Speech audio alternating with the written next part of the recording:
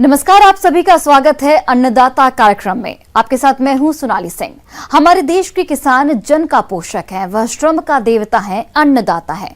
उसमें ही भारत की आत्मा निवास करती है। ऐसे ही किसानों की प्रगति के लिए हम खेती बाड़ी से जुड़ी हुई बहुत सी नई लाभकारी जानकारियां हर रोज सुबह लेकर आते हैं। तो चलिए कार्यक्रम शुरू करने से पहले देखते हैं क्या है आज के अन्नदाता में। उन्नत तकनीक से गेहूं की सफल खेती करके किसान ने ली अधिक पैदावार। मुर्गियों की घातक बीमारी है, रानीखेत करे समय पर रोकथाम।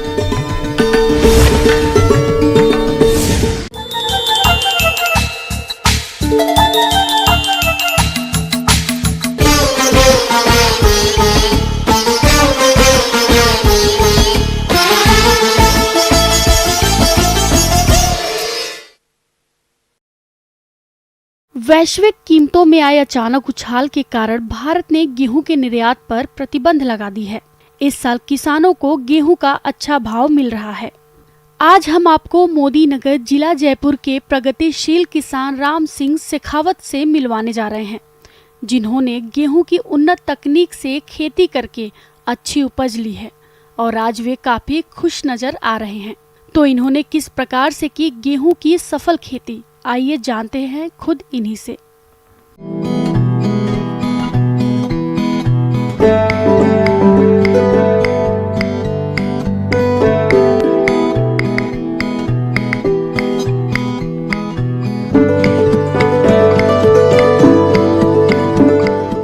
मैं छोटा किसान हूँ और मैंने इस बार जो है लगभग आधा हेक्टेयर 5 बीघा करीब जो है गेहूं की फसल लगाई।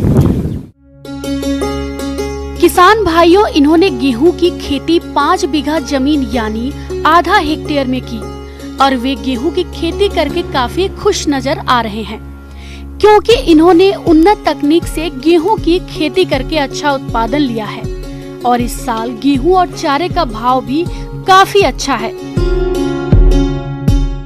इससे लगभग 27 क्विंटल गेहूं और लगभग 80-85 मन चारा हुआ और इसका 27 क्विंटल गेहूं का लगभग आज के जो हिसाब से 2500 रुपये क्विंटल गेहूं बिक रहा है, उस हिसाब से जो है 67,000 के लोगों को जो है इसकी गेहूं की कीमत और लगभग जो है 35,000 रुपये के करीब जो है मेरा चारे की कीमत बनती है। इस प्रकार 1 लाख रुपए का जो है ये कुल उत्पादन हुआ और उसमें से 25,000 के लगभग जो है मेरे खर्चा आ गया। इस खर्चे में जो है फसल के अंदर जो मैंने निराई गुड़ाई की थी और जो फसल की कटाई की थी उसमें मजदूर लगाए और जो डीएपी, यूरिया आदि जो भी खाद वगैरह हमने डाले उसका सारा खर्चा सम्मिलित है। किसान भाइयों, इन्हें आधा हेक्टेयर जमीन से लगभग 27 क्विंटल गेहूं का उत्पादन मिला। अभी इन्होंने गेहूं को बेचा नहीं है और गेहूं के उत्पादन के अलावा इन्हें गेहूं का चारा भी प्राप्त हुआ, जिसे ये किसान अपने पशुओं को खिलाने के काम में लेंगे। इस प्रकार गेहूं और चारे को बेचने पर कुल आय लगभग 1 लाख रुपए होगा और यदि कुल आय 1 लाख में से कुल खर्चा 25,000 रुपए निकाल दे तो इन्हें 75,000 रुपए का शुद्ध लाभ होगा। इस प्रकार जो है ये गेहूं लगभग मेरे पास 27 क्विंटल गेहूं और लगभग 80 मन चारा जो है वो हुआ, 80-85 मन चारा हुआ। उसको अभी मैंने बेचा नहीं है। भविष्य को में अंदर जो जिस प्रकार की परिस्थितियां बन रही है उसके हिसाब से अच्छा भाव मिलने की उम्मीद है, इसलिए मैंने अभी गेहूं बेचा नहीं है और भविष्य में जो है इससे अच्छा लाभ कमाने के लिए मैं अभी तक मैंने सुरक्षित रख लिया है गेहूं को और चारा मैं अपने पशुओं को खिलाने के लिए रख लिया है।